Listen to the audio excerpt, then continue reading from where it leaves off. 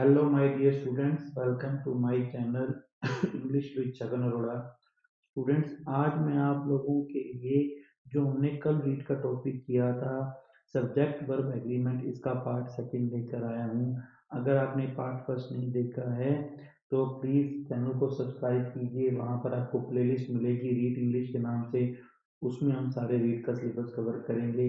ये जो टॉपिक है सब्जेक्ट वर्ब एग्रीमेंट, ये रीड के अंदर भी है। ये फर्स्ट ग्रेड, सेकंड ग्रेड, अगर आप बैंक एसएससी किसी भी तरह का प्रिपरेशन कर रहे हैं वहाँ पे ये आपको हेल्प करेगा। तो आज हम करते हैं सब्जेक्ट वर्ब एग्रीमेंट। कल हमने सब्जेक्ट वर्ब एग्रीमेंट के अंदर एंड का रूल कर लिया था। आज हम करेंगे ईदर और नीदर नोर का रूल। तो देखिए, कल हमने एंड का भी किया था और हमने एवरी या ईच का भी किया था। ठीक है, आज हम करेंगे ईदर और या नीदर नोर। ठीक है, इसी तरह से हम इसके साथ में नॉट ओनली बट आल्सो भी यूज कर लेंगे, सीख लेंगे कि उसका यूज कैसे करना है।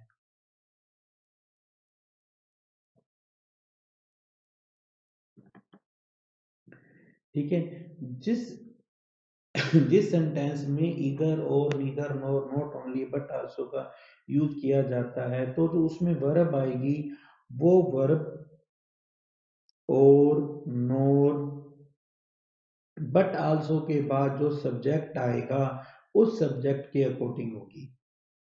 ये बात हमें याद रखनी है कि अगर सेंटेंस के अंदर ईदर और neither NOR not only but also है तो वर्ब जो है वो और नोर या बट आल्सो के अकॉर्डिंग होगी। जैसे हम करते हैं ईदर राहुल और हिज सिस्टर्स।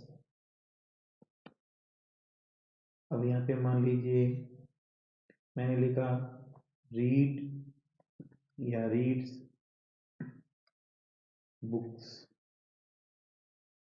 तो इस सेंटेंस में हम क्या देखते हैं कि हमारे सामने लाइन बन गई है या तो राहुल या उसकी बहनें। अब हमें यहाँ पे इन दोनों में से चूज करना है। तो जैसा कि मैंने आपको ऊपर रूल बताया कि और के बाद जो आता है, और के बाद यहाँ पर आया है सिस्टर्स, यानी कि जो वर्ब आएगी वो वर्ब हमारी प्लूरल आएगी, क्योंकि सिस्टर्स जो हैं वो एक प्लूरल नाउन है। एक और एग्जांपल देखते हैं, नीदर राहुल नोर हिज फ्रेंड्स। अब यहाँ पर मान लो प्ले या प्लेस, कोई भी वर्ब हमें यूज करनी है। तो कौन सी वर्ब हमें यूज करनी है, तो ये बात हमें ध्यान में रखना होगा कि यहाँ पे जो, क्योंकि ये जो फ्रेंड्स हैं ये प्लूरल नाउन आएगी तो वर्ब भी प्लूरल आएगी। यहाँ पे क्या आएगा, प्ले। लेकिन ये एक बात याद रखिए कि अगर ईदर और या नीदर नोर जो हैं वो प्रोनाउन के रूप में यूज होते हैं, अगर ईदर और नीदर नोर जो है वो प्रोनाउन के रूप में यूज होते हैं, अगर ये दोनों प्रोनाउन के रूप में यूज होते हैं तब हमारे को सिंगुलर वर्ब का प्रयोग करना होगा, क्योंकि उस समय जो है ये प्रोनाउन का काम कर रहे हैं और प्रोनाउन जो है वो आपको पता है सिंगुलर लेगा। जैसे कि मैंने कहता हूँ either of the two mobiles is या are expensive। तो यहाँ पे जो इधर है, क्योंकि यहाँ पे ये प्रोनाउन का काम कर रहा है इसलिए यहाँ पे आएगा इज, क्योंकि मैंने आपको बताया अगर ये प्रोनाउन का काम करेंगे तब तो ये आएंगे इज। यानी कि अगर ईदर या नीदर, अगर यूं याद कर लो कि ईदर या नीदर अगर अकेले आते हैं तब तो वो सिंगुलर वर्ब लेंगे, और अगर और के साथ में या नोर के साथ में आते हैं या नॉट ओनली बट आल्सो में अगर बट आल्सो के, तो वर्ब जो है वो और नोर और बट आल्सो इसके अकॉर्डिंग में लगेगी। इसी तरह से नेक्स्ट हम रूल देखते हैं।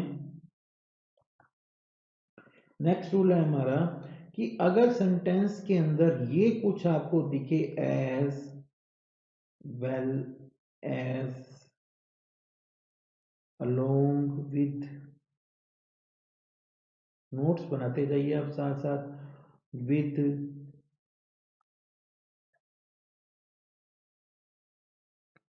All,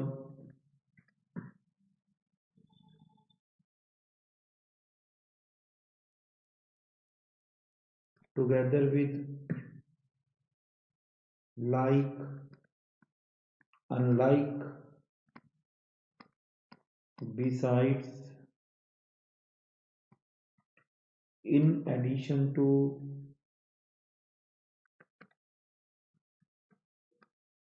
headed by, controlled by, led by।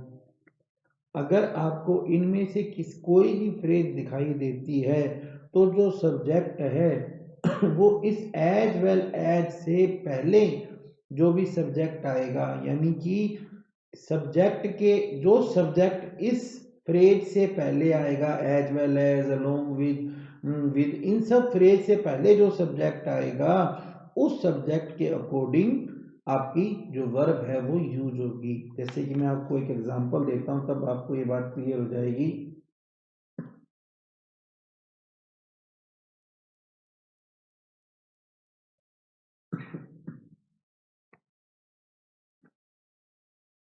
जैसे कि मैंने बोला I along with my friends. Hindi अगर हम करेंगे तो लाइन का मतलब बनता है मैं मेरे दोस्तों के साथ।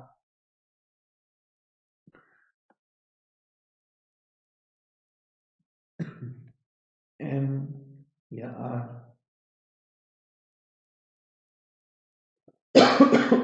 या इज या आर कर लीजिए।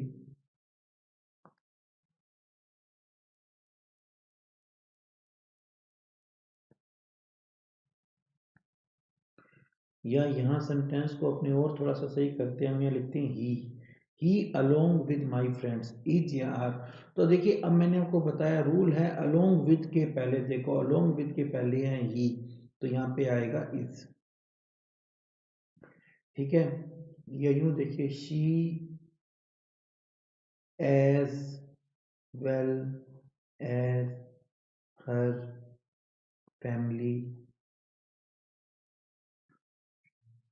अब यहाँ पे वर्ब जो है वो शी के अकॉर्डिंग आएगी, जिसके भी मतलब इन फ्रेजेस से पहले जो भी आपको सब्जेक्ट दिखाई दे उस सब्जेक्ट के अकॉर्डिंग हम वर्ब को यूज करेंगे।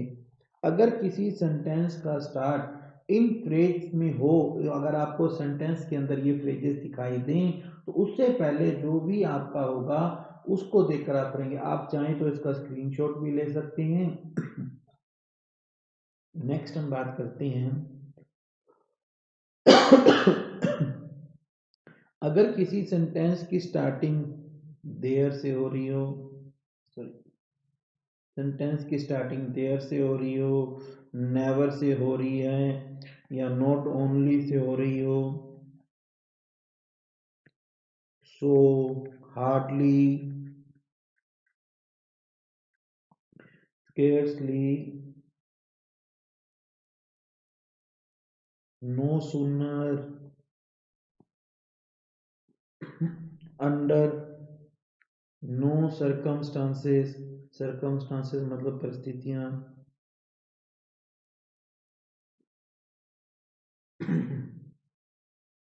सच एज, इस तरह के वर्ड से अगर किसी सेंटेंस की स्टार्टिंग हो रही है तो यहाँ पर इन्वर्जन का रूल लागू होगा। अब इन्वर्जन क्या होता है तो मैं आपको एक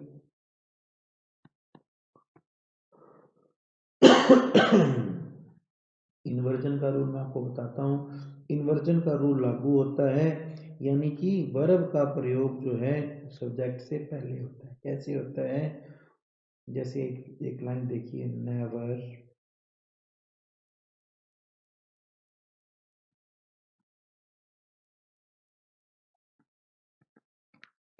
अब यहाँ पे आपको बताना है डू या does.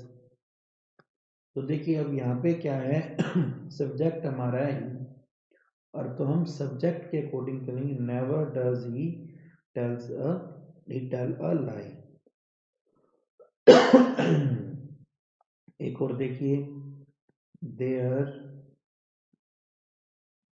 A new member in the family. अब यहाँ पे स्टार्टिंग किससे हो रही है, देयर से हो रही है। तो इन्वर्जन का रूल ये कहता है, यहाँ पर आप देख लीजिए अपीयर आएगा या अपीयर्स आएगा। अब यहाँ पे जो हमारा सब्जेक्ट क्या बन गया, ये ए न्यू मेंबर बन गया। ए न्यू मेंबर मतलब एक है, इट मीन्स यहाँ पे क्या आएगा, अपीयर्स आएगा।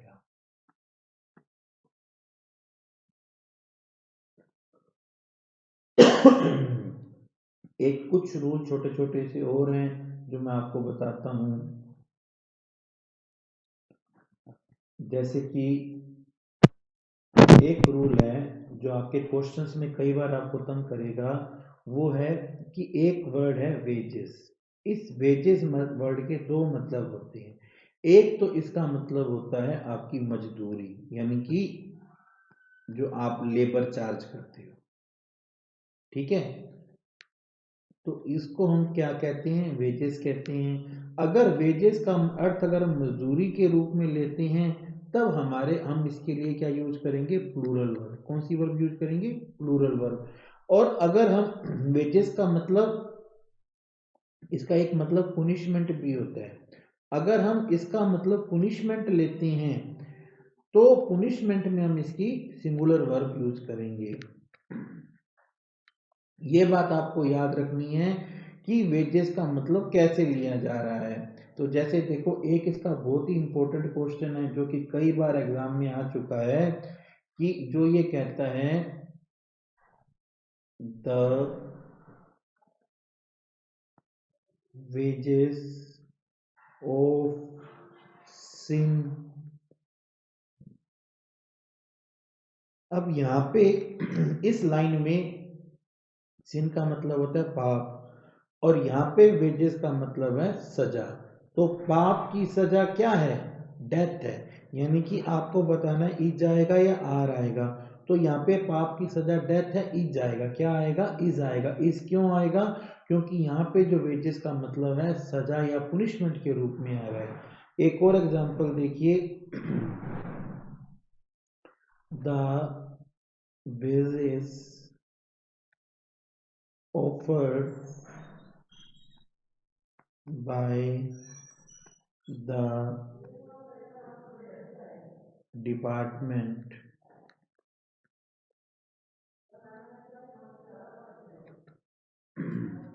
अब आपको ये बताना, देखो यहाँ पे वेजेस क्या हो रहा है, यहाँ पे वेजेस का मतलब है मजदूरी, सैलरी।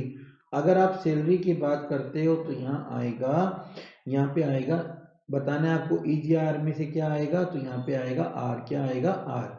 जो जो मजदूरी डिपार्टमेंट दे रहा है, जो सैलरी डिपार्टमेंट हमें दे रहा है, वो सैलरी बहुत ज़्यादा कम है। इसी तरह किसी सेंटेंस में अभी वेजेस वाला क्वेश्चन कई बार एग्जाम में आता है, स्टूडेंट वहाँ गलत कर देता है, बड़ा दुख होता है। अगर आपने आज वीडियो ध्यान से देखा तो आप इसको सही करेंगे। किसी सेंटेंस में अगर हु, विच,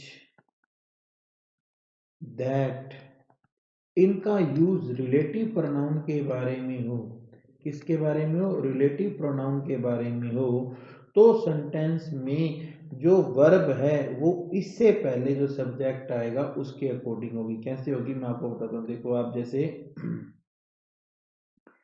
ये एक बहुत अच्छा क्वेश्चन है और आपको ऐसे क्वेश्चन एग्जाम में बहुत तंग करते हैं। एक लाइन है, it is I who a teacher.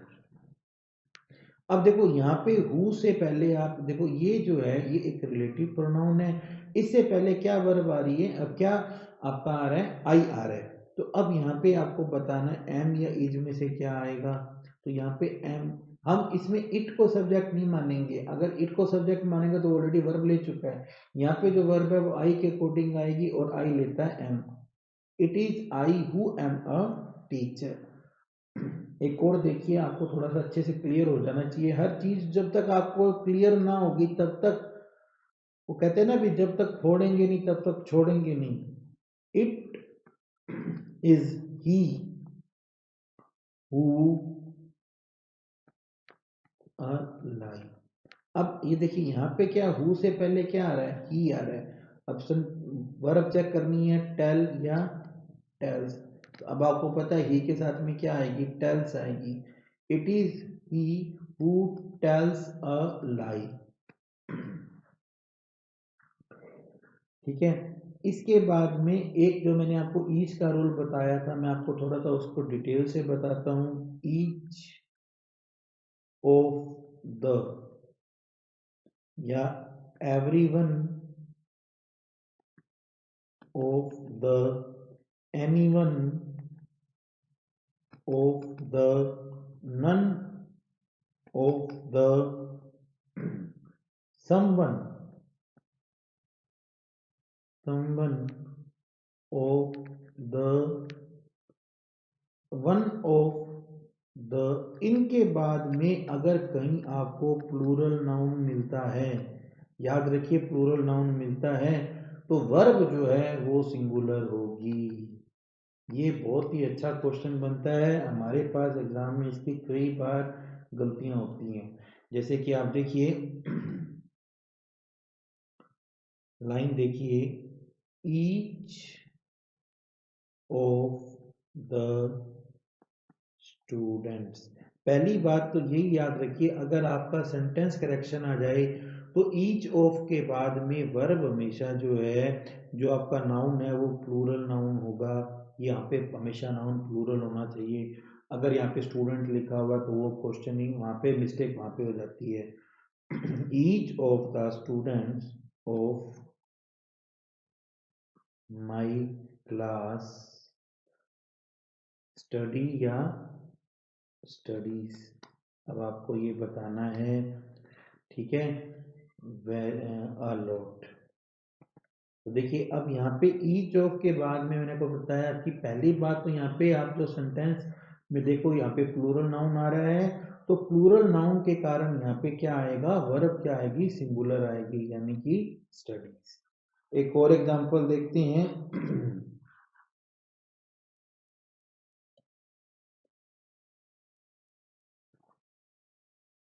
Every one of us speak या स्पीक्स द ट्रुथ। आपको ये बताना है, तो यहाँ पे आएगा एवरी वन। अब देखिए ये जो है ये प्लूरल नाउन आ गया, ये प्लूरल है, इसलिए यहाँ पे क्या आएगा, यहाँ पे आएगा स्पीक्स। तो इस तरह से आज जो हमारा है वीडियो है, पार्ट सेकंड कंप्लीट होता है। अगर आपको वीडियो अच्छा लगा हो, फ्रेंड्स के साथ शेयर करना, चैनल को जरूर सब्सक्राइब करना। उम्मीद करता हूँ जल्दी आपका सिलेबस पूरा करवा दूँ। Thank you, have a good day.